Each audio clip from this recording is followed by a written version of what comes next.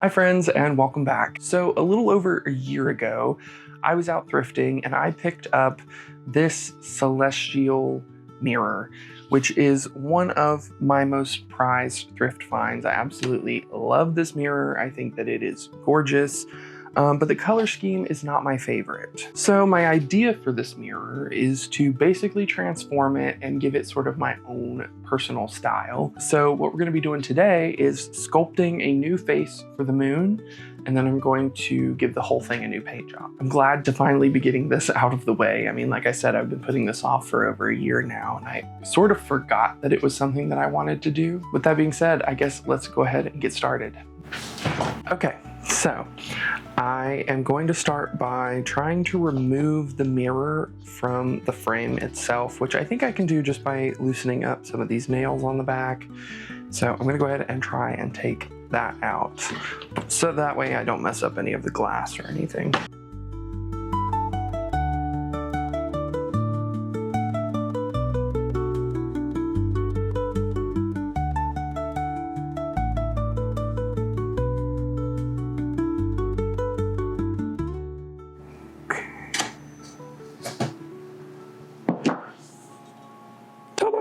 Okay, well, that was a lot easier than I thought it was going to be. So now I can just work on this and not have to worry about taping off the glass or anything. So next, what I'm gonna do, since this is pretty smooth, I'm gonna try and give it a light sanding, and then I'm gonna coat the entire thing with gesso. I'm hoping that the gesso will give us a good sort of gritty texture so that once I start sculpting on it, we won't have any issues with the clay falling off, which if we do end up having issues with the clay sticking, I do have a few other solutions for that. But for now, let's go ahead and start gessoing.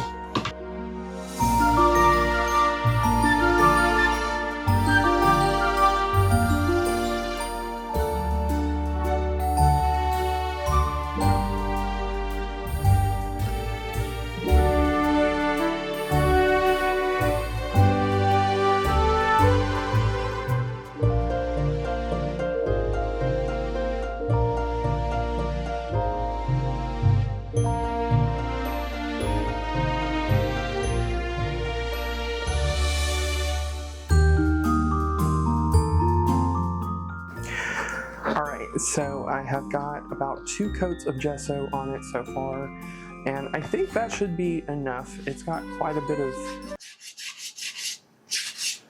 chalkiness. I also went ahead and cut a piece of cardboard to put in the back because I want to sculpt out his nose just a little bit. The gesso is still a little bit tacky, so while I wait for this to dry, I'm going to go ahead and start mixing up some clay. This is the clay that I'm going to be using. This is Celluclay. This is my go-to clay for all of my folk art projects.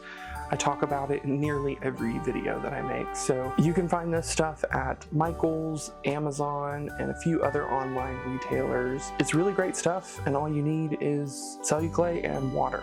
I like to mix mine in a food processor just because Celluclay can be pretty lumpy. Also be careful not to breathe in the powder. It can be very powdery, so I'm usually pretty careful, and I always have a fan going. Now, I like to mix mine inside of a food processor. Now, this is a food processor that I bought specifically just for clay projects and mixing clay specifically. But I find that the food processor helps to get all of the bumps out of the clay and really like emulsify it into more of a clay rather than a pulp. I know that a lot of you guys have left comments saying that you struggle to get your Celluclay smooth. A food processor definitely will help with that, but you do not have to have one. I just recommend mixing it a lot more than you think you need to, because this stuff requires a lot of mixing. So now I've got my Celluclay mixed, so I'm just going to go ahead and start working on building up the face and any other details that I want to add here and there. I know that I want to add some craters to the moon and some other texture, so I'm going to go ahead and do that now, and I will be back when it is dry.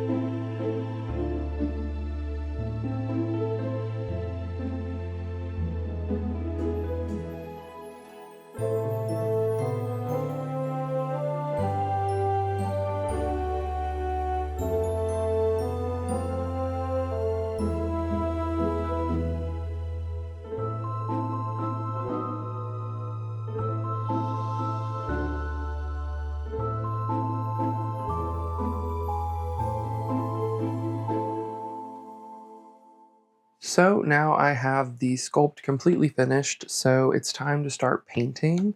Um, I did have a little bit of an issue with the nose just sticking out a little bit too far so the glass doesn't fit back in, but I'm going to sand it down and then we're going to go ahead and start painting.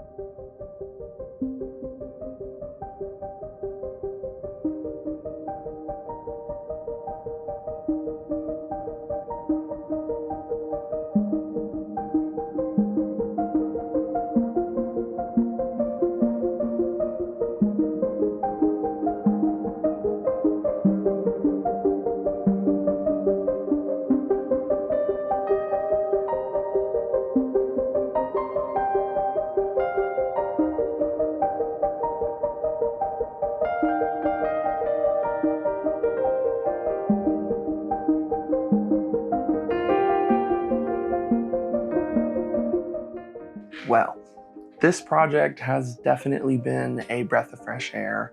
It's been really nice to work on sculpting something this large and also in more of a realistic style. It's not something that I normally do, but it's definitely been fun to try out sculpting more realistic faces. That's something that I really would like to try and get more into in the future. But overall, I am really happy with how it turned out. There's a few things here and there that I would have changed or done differently, but in the end, I think it definitely came together. Let me know what you guys think about it in the comments below. Also, be sure to subscribe if you're not already and turn on notifications so that you don't miss out on a new video. And also be sure to go and follow me over on Instagram as well. I really hope you all enjoyed today's video. Thank you so much for tuning in, and I look forward to seeing you in the next one. Bye.